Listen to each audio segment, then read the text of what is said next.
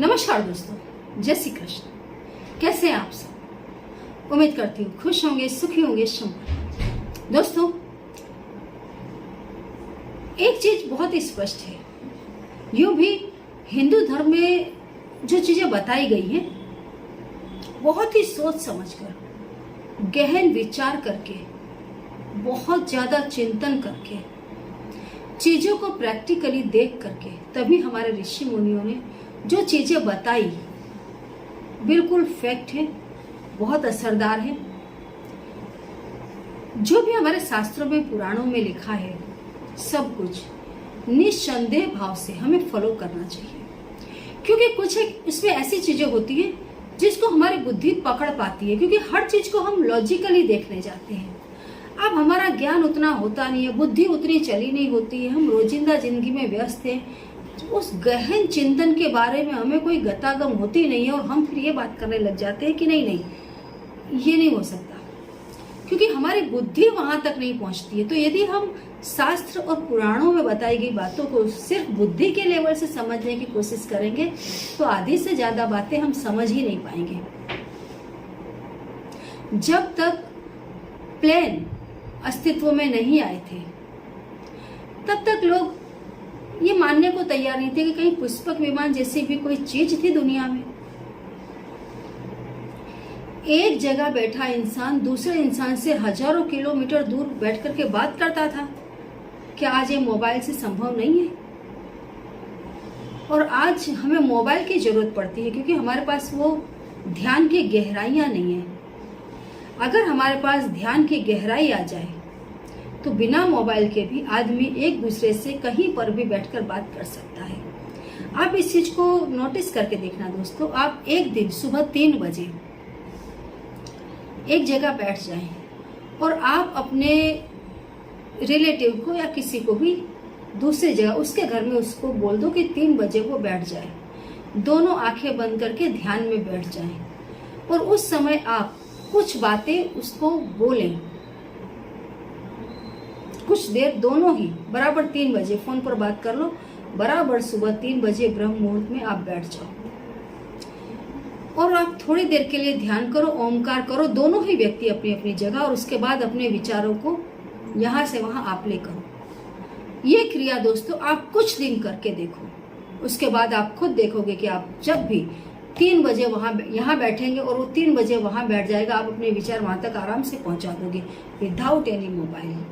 करके देखना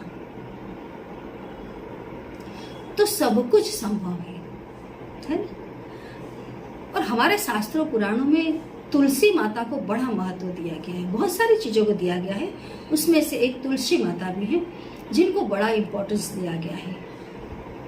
जिन जिन चीजों को महत्व दिया गया है वो देखना, स्वास्थ्य की दृष्टि से, आर्थिक दृष्टि से, सामाजिक दृष्टि से, हर तरीके से समाज के लिए, हमारे जीवन के लिए, हमारे जीवन की सुख और समृद्धि के लिए, हमारे विचारों को शुद्ध बनाने के लिए, हमारे घर में नेगेटिव एनर्जीज को ना आने देने के लिए बड़े रोल अदा करती है। कोई भी चीज हो, हर तरह की नेगेटिव एनर्जी से हमें हमारी रक्षा करती है और हमारी लाइफ में खुशियां फैलाती है। जो भी चीजें शास्त्र और पुराणों में बताई गई है कि इन चीजों को आप अपने घर में लाएं और रखें, और उसी में से एक है तुलसी माता। घर दोस्तों, घर में हमेशा तुलसी माता का वास होना ही चाहिए, इसमें कोई दो मत नहीं है।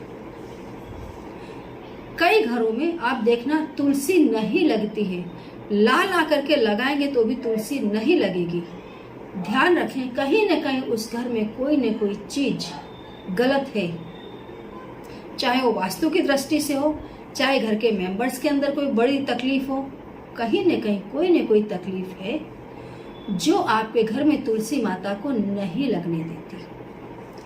कई बार एक चीज का आप और भी ध्यान रखना, कुछ लोग जो मेली विद्याएं करते हैं वो भी आपसे तुलसी मांगेंगे। वो तुलसी जो आपके घर में लगी हो, आपके घर की मिट्टी में लगी हो।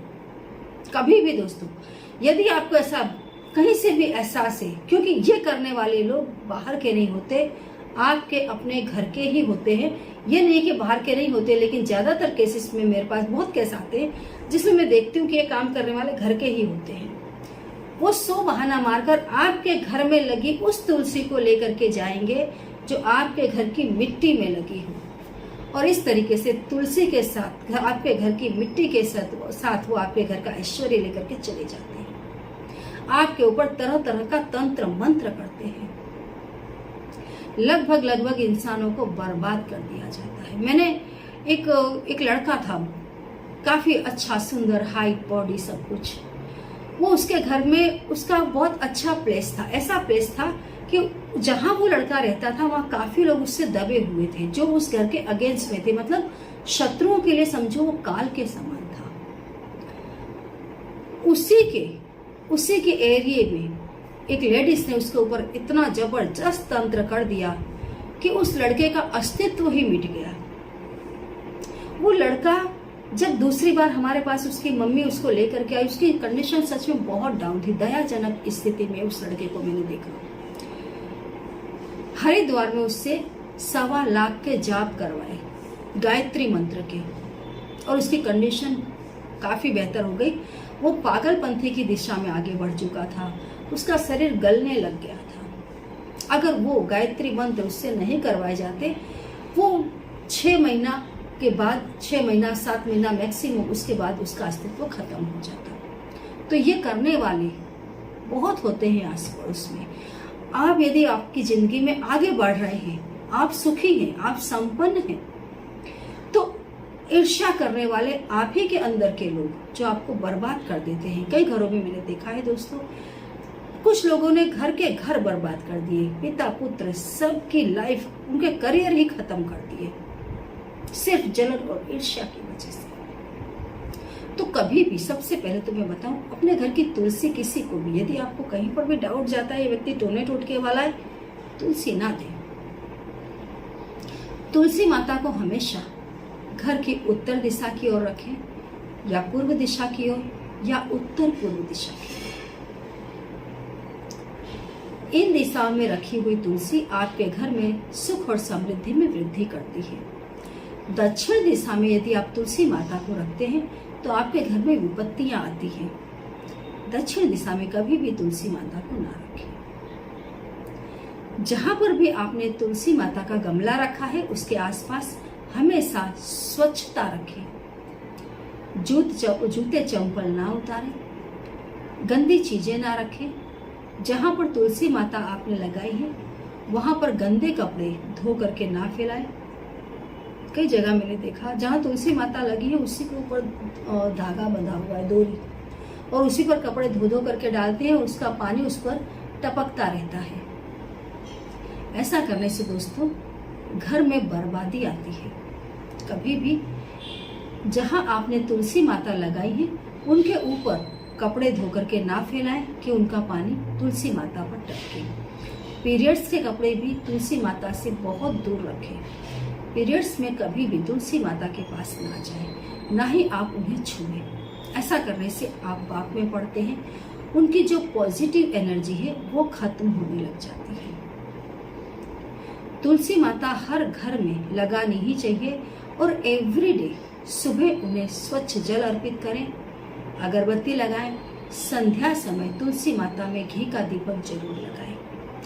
यदि आप चाहते हैं हमेशा घर में सुख समृद्धि बनी रहे, तुलसी माता में 1 चम्मच या 2 बूंद ही कच्चा दूध जरूर चढ़ाएं। गुरुवार के दिन तुलसी माता में हल्दी का तिलक जरूर लगाएं। गुरुवार के दिन तुलसी माता की जड़ में जो मिट्टी होती है उसकी मिट्टी लेकर के अपने मस्तक पर तिलक करें।